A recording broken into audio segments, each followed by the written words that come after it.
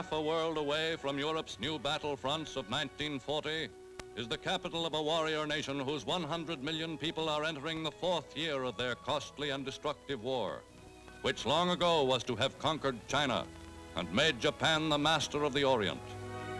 And for the first time in the 2600-year history of the Empire of the Rising Sun, an obedient people whose unquestioning faith in the imperial destiny has never before been shaken are calling upon their temple gods for explanation of 3 long years of suffering, sacrifice, and death.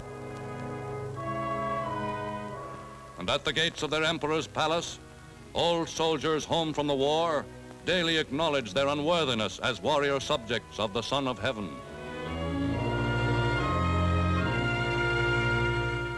But in official Tokyo, seat of an empire which for nearly a decade has been governed by its stern and ruthless military caste, there is more activity, more secret comings and goings than in many a year. Not since 1931, when the Japanese in Manchukuo first demonstrated to the post-war world the modern technique of surprise invasion and undeclared war, have Tokyo's statesman soldiers found more certain signs that the year will bring a new turn toward the fulfillment of their dream of empire. To Japan's premier, Admiral Mitsumasa Yonai, whose mighty war fleets have yet to win glory for their emperor, the war world of 1940 is a world of limitless opportunity. Coming of military age in Japan is a whole generation which has grown up in the atmosphere of war. And today 5 million schoolboys are being readied for the cycle of fighting and death which they have been taught is man's noblest estate on earth, his salvation in the life hereafter.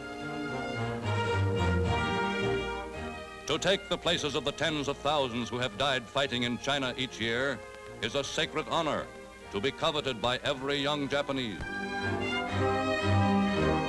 Today, as Europe's war engulfs and weakens more nations, the little men who command the world's 3rd largest navy see in the South Pacific the richest of all colonial prizes, the Netherlands Indies, almost defenseless. But between Japan and the Dutch East Indies, they see a potential barrier, the Philippines, a group of 7,091 Pacific islands which, still under the protection of the U.S. flag, constitute the only major hazard to Japanese plans for new conquest in the war year of 1940.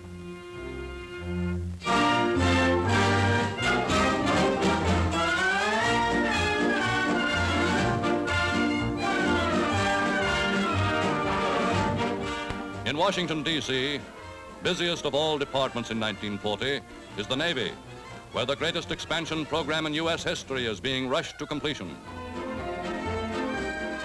Pouring into naval communications day and night is an endless flow of radio dispatches from ships and shore stations, from attachés in Europe's war zones, from the U.S. battle fleet maneuvering in the Pacific. And since the outbreak of hostilities abroad, the U.S. Navy has been on a virtual war footing.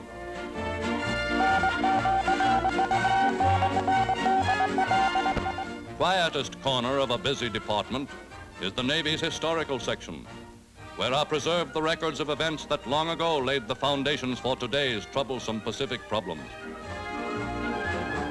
Priceless relics are the logbooks and diaries of Commodore Matthew Calbraith Perry, who first introduced to feudal Japan the ways and customs of the Western world less than a century ago. Still well remembered in the Navy today is famed George Dewey, hero of Manila Bay, whose victory over the Spanish fleet in 1898 won the Philippine Islands for the United States. In the war-racked Orient of 1940, the islands of the Philippine Group, second only to the Dutch East Indies in natural wealth and resources, are assuming a new strategic and economic importance. At Manila, busy capital of the Philippine Islands, the Japanese see the thriving center of a foreign trade that would help to bolster Japan's floundering war economy, provide some relief to the Japanese businessman, hard hit by taxes at home and boycotts abroad. Already the Philippines do an annual domestic business of $500 million, in addition to a foreign trade of $250 million.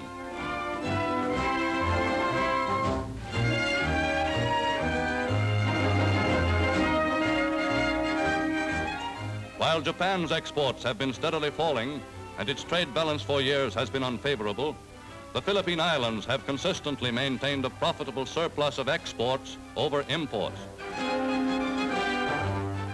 Invested in the sugar industry, basis of Philippine economy, are many millions of dollars. Though long a troublesome competitor of U.S. and Cuban sugar interests, in Japanese hands, Philippine sugar could be dumped in European markets for quick barter or for much needed foreign exchange.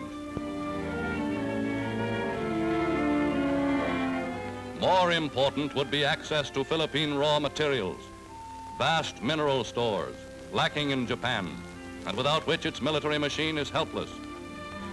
Recently discovered in the islands is the world's largest deposit of chromite, all essential to modern industry and modern war.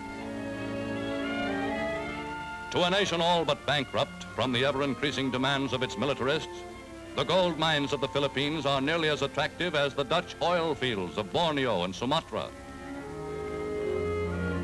Largely developed by American capital and the shrewd management of a one-time U.S. soldier, John W. Hauserman, Philippine mines are now producing gold at the rate of 1 million fine ounces each year. And many geologists believe that the islands may someday become the greatest gold-producing area in the world. Already one important island industry, the growing and processing of Manila hemp, is almost entirely under Japanese control. And within the past few years, by intensive cultivation, Japanese immigrant farmers have increased production of the one cash crop, which has long been a virtual Philippine monopoly.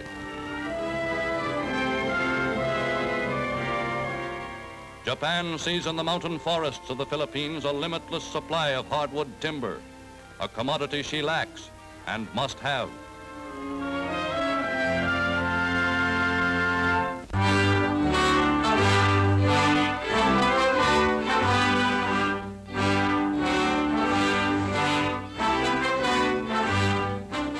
Scarcely 40 years since Admiral George Dewey steamed into Manila Bay and established U.S. rule, the 16 million citizens of the Philippines have been able to set up a government of their own, patterned after the constitutional democracy of the United States.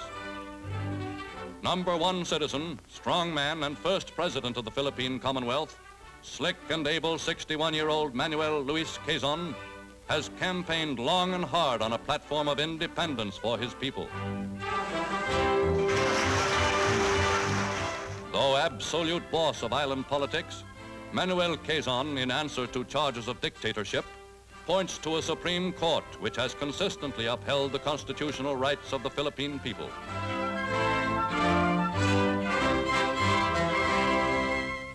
Today, Filipinos enjoy greater political freedom, a larger measure of prosperity and security than any other Oriental people.